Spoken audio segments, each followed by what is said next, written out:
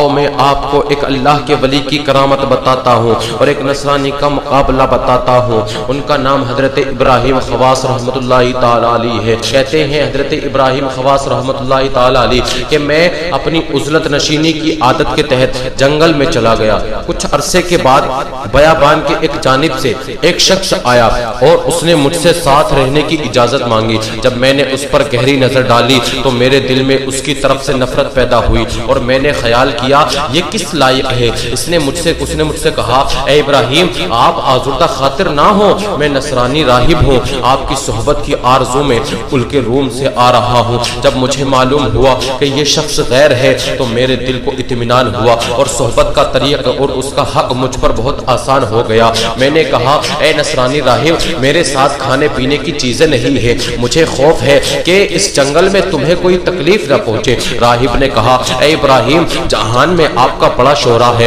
لیکن آپ ابھی تک کھانے پینے کے ہی غم میں مبتلا ہے۔ فرماتے ہیں کہ راہب کی اس بات پر مجھے تعجب ہوا اور تجربے کے طور پر اس کی صحبت کو قبول کر لیا کہ وہ اپنے دعوے میں کتنا سچا ہے۔ حضرت ابراہیم خواص رحمت اللہ تعالی علیہ فرماتے ہیں کہ جب ہمیں 7 دن اور 7 راتیں سفر کرتے ہوئے گزر گئے تھے تو ہمیں پیاس لگنے لگی تو ایک جگہ پر رک کر راہب کہنے لگا اے ابراہیم پوری دنیا میں آپ کا بہت ڈنکا بج رہا ہے، آپ کا بڑا شہرا ہے، آپ کیا رکھتے ہیں اپنے پاس؟ ہمیں پیاس کی شدت لگ رہی ہے، پیاس کی شدت نے مار رکھا ہے، ہمیں بہت تیزی کے ساتھ میں پیاس لگ رہی ہے، آپ کی بارگاہ میں کیا کیا ہے ذرا کچھ لائیے تو صحیح، ہمیں بہت تیز کی پیاس لگ رہی ہے۔ حضرت ابراہیم خواص رحمت اللہ تعالی علیہ فرماتے ہیں کہ میں نے اپنا سر زمین پر رکھا اور دعا مانگی کہ اے خدا مجھے اس بیگانہ کے سامنے ذلیل و رسوا نہ کرنا، کیونکہ وہ اپنی بیگانگی میں مجھ سے نیک گمان رکھتا ہے۔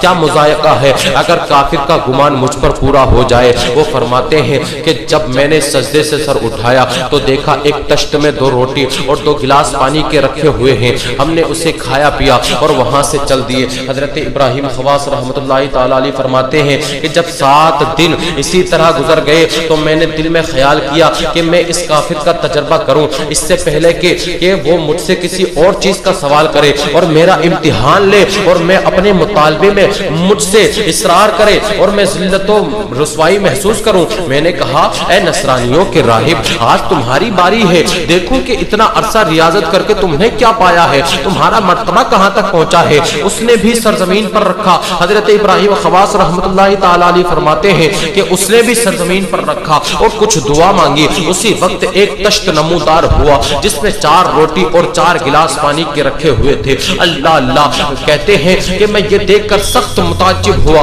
اور مجھے بہت بڑا تعجب ہوا، میں حیران رہ گیا اور آزردہ خاطر ہوا اور اپنے احوال سے نا امید ہو گیا۔ کہتے ہیں کہ میں نے اپنے آپ سے کہا میں اسے نہیں کھاؤں گا کیونکہ یہ کافر کے لیے آسمان سے اترا ہے۔ راہب نے مجھ سے کہا اے ابراہیم کھائیے، میں نے کہا میں نہیں کھاؤں گا۔ راہب نے پوچھا تمہارے نہ کھانے کی وجہ کیا ہے؟ تو کہتے ہیں میں نے کہا تم اس کے اہل نہیں ہو اور یہ بات تمہارے حال کی جنس سے نہیں ہے، میں نے اس معاملے میں سخت حیران ہوں، اگر اس کو کرامت پر محمول کروں تو کافر پر کرامت جائز نہیں ہے اور اگر اسے معامنت کہوں تو مدعی شبہ میں پڑ جائے گا۔ راہب نے مجھ سے کہا کھائیے اور 2 چیزوں کی بشارت سنیے، ایک تو میرے اسلام کی کہ میں کلمہ پڑھتا ہوں اشہد ان لا الہ الا اللہ وحدہ لا شریک لہ واشہد ان محمدًا عبدہ ورسولہ، اور دوسری بشارت یہ سنیے کہ خدا کی بارگاہ میں آپ کا وہ بڑا مرتبہ ہے